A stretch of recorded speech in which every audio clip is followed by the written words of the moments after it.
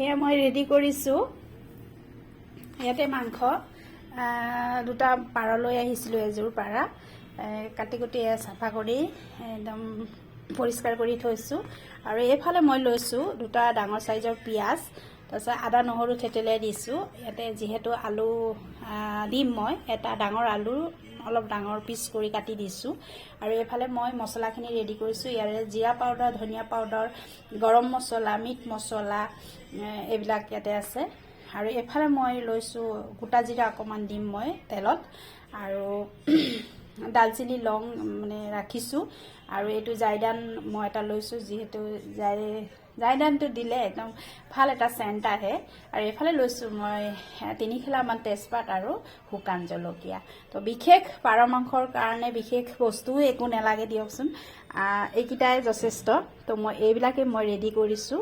ব'লকচোন আমি এতিয়া বনাবলৈ ষ্টাৰ্ট কৰোঁ।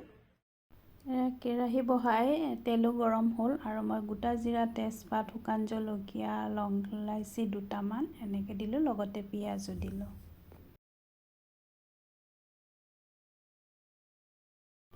লগতে হালধিখিনি দি মই মাংসখিনি এতিয়া দি দিছোঁ।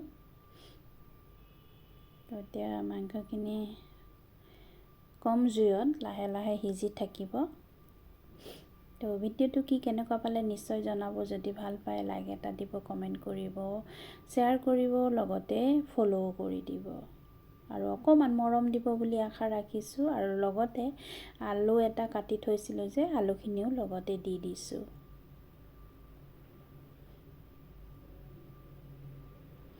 পাৰ মাংস বনাবলৈ খুব বেছি বস্তুৰো প্ৰয়োজন নহয়, এইকেইটাই যথেষ্ট। আচলতে পাৰৰ মাংসতকৈতো ঝোলে খোৱা হয় ন। মাংসখিনি অলপ ভাজি লৈছোঁ, অলপ ৰঙচুৱাকৈ ভাজিলে মাংসটো খাবলৈ বহুত সোৱাদ হয়। চ' মাংস ভাজি আছোঁ, লগতে এতিয়া মছলাখিনি এড কৰি দিছোঁ। জিৰা পাউডাৰ, ধনিয়া পাউডাৰ, মিট মছলা, গৰম মছলা অলপ পিছত দিম, লগতে নহৰু আৰু আদা পেষ্টটো দি দিছোঁ। এয়া মোৰ পাৰ মাংস হওঁ অৱস্থা। এই লাষ্টত লং ইলাচি আৰু জালুকৰ গুড়া আৰু জাইদানা মই লাষ্টত দি দিছোঁ। এয়া মোৰ পাৰ মাংসৰ জোল অলমষ্ট ৰেডি হ'ব। আৰু কেনেকৈ লাগিছে চাওকচোন, দেখাততো খুবেই ধুনীয়া হৈছে। আপুনি জোলটো আন্দাজমতে দিব পাৰে কিমান খাব, এই কথা। এয়া অলমষ্ট ৰেডি পাৰ জোল, এনেকেই ৰান্ধিলোঁ মই আজি। আৰু একদম দেখাততো খুবেই ধুনীয়া হৈছে, লোভনীয় হৈছে।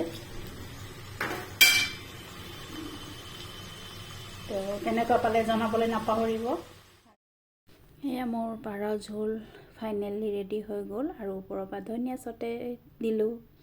তো ভিডিঅ'টো ইমান সময় চোৱাৰ বাবে বহুত বহুত ধন্যবাদ।